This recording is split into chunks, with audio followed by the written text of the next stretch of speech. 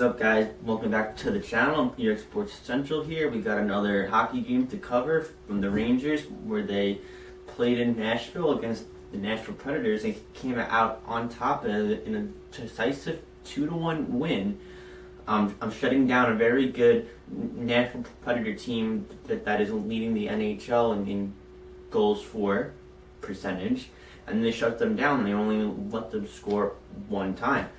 So it's a very positive thing for the Rangers. The defense was very stellar, and they were able to hold down a pretty good Nashville offense and active defensemen. And they were able to have another solid game come out of Alexander Georgiev, and he's playing again tonight against the Ottawa Senators. So that looks good, and still with the absence of first-line center Mika Zibanejad, Philip Chytil was able to step up in his second game this year, and he scored another goal. So going into it, they had the same exact lineup that they had against Tampa, and they were playing against Nashville's backup goalie, UC Saros, who was very solid and underrated. There was an early New York Ranger power play, but they weren't able to get anything going. And Nashville was able to have a lot of sustained offensive zone time, and that led them to get a power play. But Jesper Foss was very evident on the penalty kill, creating good puck possession with the man down, and he was able to effectively probably kill like 45 seconds all by himself, essentially. So that was nice to see. At the 16:05 mark, Philip Chytil made a rush up the ice. Sorry about that. I have this cold sore on my tongue, and it's kind of hard to talk.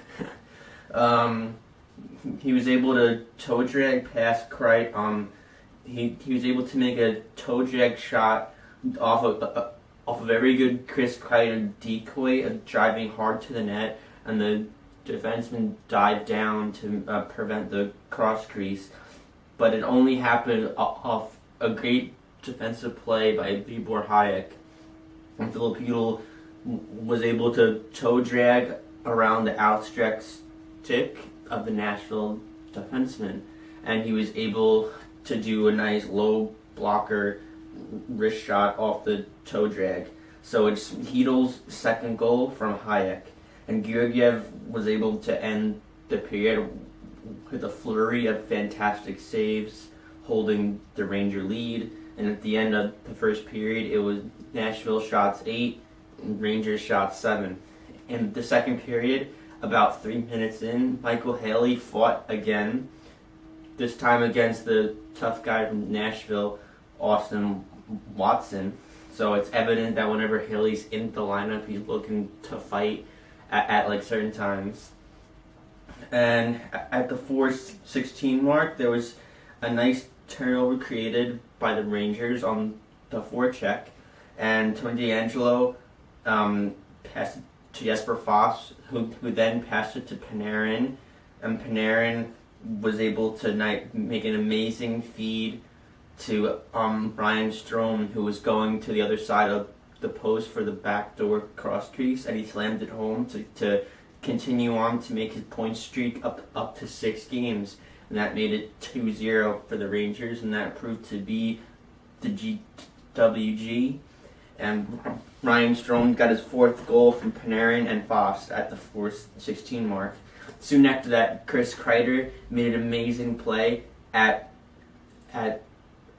the left point, and he was able to go in on Saros, but he hit the post, and it was evident that Kreider was extremely frustrated that he's been getting a lot of chances this year, but he hasn't been able to finish a lot of them. But he's playing well now. And then soon after that, there were plenty of New York Ranger chances. Kakko had a partial breakaway for himself, but he didn't score. A nice save by Saros. Then Nashville was able to generate some big pressure. DeAngelo took a penalty, and on that ensuing power play, Yossi hit the post but then they were quickly able to give it to Forsberg, who then shot kind of a pass that was meant to be tipped. So that's exactly what Arvidsson did. He deflected Forsberg's pass, and it went past Georgiev, the only goal he could let up all night, and it was a tough goal on the power play. So not Georgiev's fault, it's just because they were shorthanded, and that was scored at the 14:34 mark, and it was Arvidsson's sixth from Forsberg and Roman Josi. At the 1959 mark of the second, Strome takes a bad late cross-check because Matthias Ekholm was continually forechecking Fosk, and Strome was not able to hold himself back, and he took a bad penalty. But it seemed to be okay because the Rangers killed it off in the third. But however, Nashville was indeed out shooting us 22-15. And in the third, Georgiev made big saves, but then Forsberg he did this twice tonight. He did a perverse hit, and he did it on Chytil and Lindgren. It was kind of the same thing that Bergeron did that injured Mika. So it was clear that we had to be aware of that possibility. Then Saros robs Philip Chytil all alone. Chytil was behind, and there's a turnover, and he was all alone by himself. So the puck was sent down to him. He did a lot of moves on Saros, but wasn't able to lift the puck over Saros' outstretched pad. And albeit letting him save it because Chytil shot it along the ice and didn't lift it up top shed. And it was the Rangers then had to kill off 2 penalties late, even making it a 6-on-4.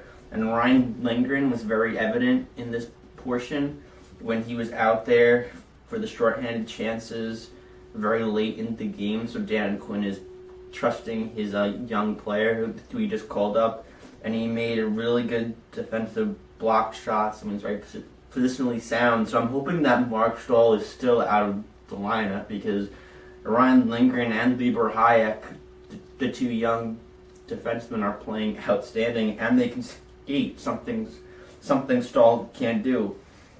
So I put in a note, bye Marc Staal, hopefully.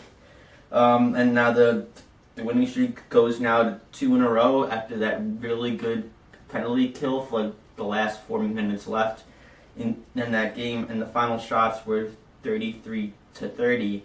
And going into the next game on Monday night, it is home against the Ottawa Senators, who is a weak team, and that should be a win for the Rangers, since they showed that they can compete against Tampa and Nashville.